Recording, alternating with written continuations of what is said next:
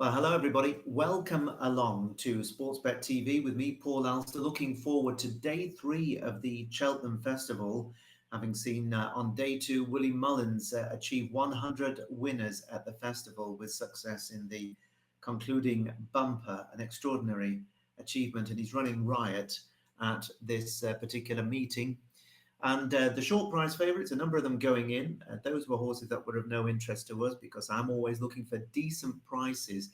And if you're new to this channel, then just press the subscribe button just below the screen so you can be kept up in touch with all my selections, which are always decent each way odds, because over the long term, it's the only way I see to be able to win. And that's been the formula for success over the last 3.5 years and more.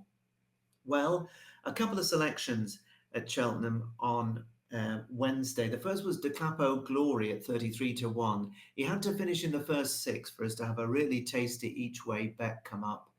And don't you know it, he finished 7th. He ran so well, he was up there for most of the way, just made a mistake at the final flight, which surely cost him the each way money for us. But he ran well, gave us a real shout, much more of a shout than Hardy de Soil, who clearly something was amiss. He was never happy and he was pulled up almost soon after halfway. Something went wrong there. So I just hope the horse is all right.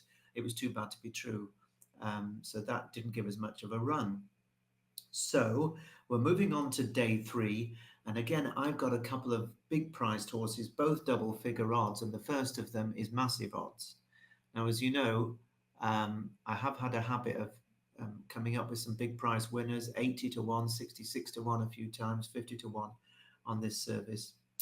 And maybe that'll be the case, or at least we'll have one run really well, I'm hoping, and sneak into the frame, which is much better than backing something at 2 to 9 that doesn't even finish the race, as happened in the Champion Chase today. There were some very, very badly burnt fingers there. So 2 selections for you. While I remember, I've got 5 selections running over at Out in Front on Thursdays. If you want to take a look and join my subscription service, then in the description box just below the screen, there's a link and you can join us there.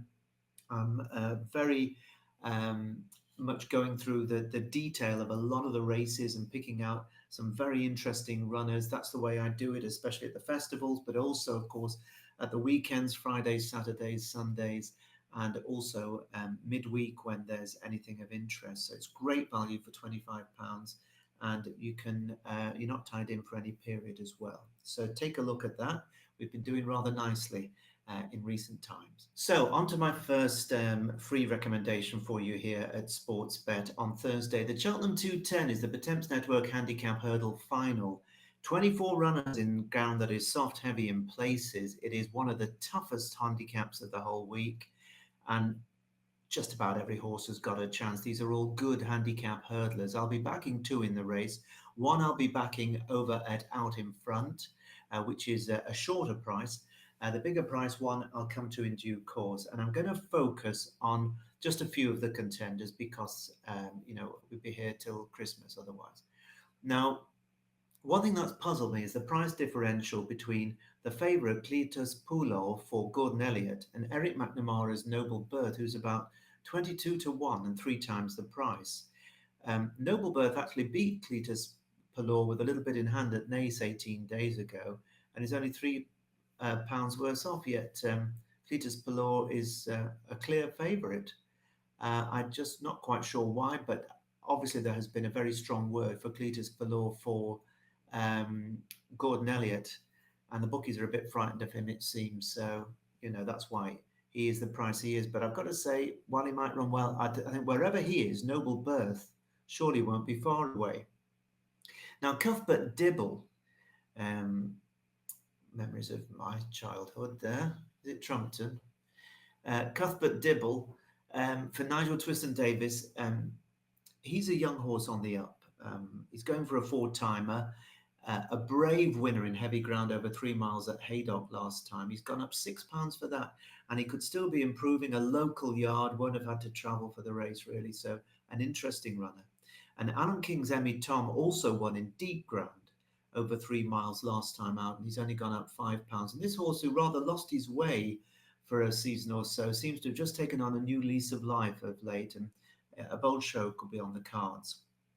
Now, Gaith Keel for Ted Walsh, rock solid over 3 miles in her two most recent runs, 2.5 and 3 miles. And despite going up in the handicap, I think she'll put up another bold show. But given the overall poor form of Nikki Henderson's yard, they haven't all run badly, but many of them have really run a long way below expectations. And clearly there's something wrong, which is why he didn't run John Bon amongst others on Wednesday. So it's hard to recommend the lovely old Mill Green, who's been third in this race the last 2 years. If you knew the yard was okay, Mill Green would be a solid each way bet. And then Chantry House, Highland, Bold Endeavour, also for the Henderson stable, are hard to recommend. William Mullins, of course, carrying all before him. He's got Ikari Allen. I was surprised when he was so well suited by the step up to 3 miles in November, because he's been a good 2-miler. And he hasn't been seen since, so it looks like he might be a bit of a plot for Willie Mullins, Ikari Allen. He could have been safe for this, along with another useful Irish challenger, Gabby's Cross for Henry de Bromhead. And Henry, of course, having another excellent festival, won the champion chase on Wednesday with Captain Guinness. But my choice here, and this is a horse at a very big price. This is a mare that I've liked for so long, and she's done me a number of real favours. Her name is Anna Bernina, and she's trained by John McConnell and the mount of the very promising young British conditional rider Freddie Gingell. As I say, I'll be backing one other in the race out in front, but I'll also be having a bit on Anna Bernina. And if it wasn't really soft ground, I'd really be quite bullish about her. I'm prepared to take lesser odds, but they seem to have really not considered Anna Bernina's credentials here. I think the reason is that she's only ever run once at this trip, and that was last time out. Remember, she's a winner of the Scottish Champion Hurdle in the past. She's run so many good races in loads of big handicaps and graded races as well. And when they ran her at Musselburgh last time, first time over 3 miles, I thought they were making a big mistake. I thought she won't stay. I was really hoping she'd run in the Coral Cup, 2 miles, 4.5, 5. But they ran her over 3 miles at Musselburgh, and take my hat off to her. She really was staying on, and as usual, trying her very hardest in the closing stages. She stayed on strongly to finish fourth there, having been ridden rather conservatively just to see if she would get home. Well, now they know she will get home. It was soft ground that day too. She just got a great attitude. She's just a small little mare, but she tries very hard, and Freddie Gingell's £5 claim will be a big help. Just ahead of her that day was Springwell Bay and Hector Javalex, who both reoppose. But now that they know she's got the stamina, and she's run well around this track in the past without getting much reward, if by any chance the ground dries out, that will help her. But she's 50-1. 50-1, Anna Bernina. Available with Paddy Power and the Betfair Sportsbook and Betfred, all for 6 places. So I think she'll run well and give you a shout. And she will try. I mean, that is one thing about her. She never gives up, this horse. So that's Anna Bernina, 210 on Thursday. And then very quickly, the second selection, I had quite a think about this. And eventually I've gone to the final race of the day, the Fulton Warwing Kim Muir Handicap Chase for amateur riders, soft ground, heavy places, 24 runners. In other words, a slog. It's not going to be pretty. And there's every chance that far less than half the field will finish. As much as anything, because in amateur riders' races, very often they go just a stride too fast, and that will catch them out. So having a good experienced jockey is also helpful. And there are plenty with chances. I'm going to just focus on a few. The clear favourite is I Know the Way You're Thinking for Gavin Cromwell in JP McManus's Green and Gold Silks. And he's ridden by Derek O'Connor, top Irish amateur rider. And Derek, of course, produced a lovely ride to win on Corbett's Cross over 3 3/4 miles on Tuesday in the National Hunt Chase. And this horse, I Know the Way You're Thinking, twice placed over much, much shorter trips behind Gaelic Warrior, the brilliant Gaelic Warrior, the Arkle winner. He went up to 2 miles, 5 furlongs last time, stayed on after being hampered to be ninth of a big field at Leopardstown Handicap Chase. But he's got to go 5 furlongs more here, and in this testing ground. And connections obviously feel he'll stay. He is a fascinating runner because he's been taking on Gaelic Warrior over much shorter. There are no stamina doubts whatsoever for Sam Curling's Angel's Dawn, a lovely mare who stayed on really well in the race 12 months ago to beat Stumptown, who rallied. She's really gutsy. She went on to finish 6th in the Irish National the time after, and she's shown that she's coming to her best now. She was 3rd in the Thyestes Chase at Gowran Park to Ain't That a Shame, and that is very good form. She is, though, £11 higher than last year, but there's no doubt she likes the track, she likes the ground, she's in form, so she could be set to run another big race. Now, Gordon Elliott has a few chances. He's got Cool Survivor, who finished 11 lengths in front of I Know the Way You're Thinking at Leopardstown last time. He also has a horse called Fakir de Len. You've got to be careful how you say that one. It's a horse who likes the ground and stays well.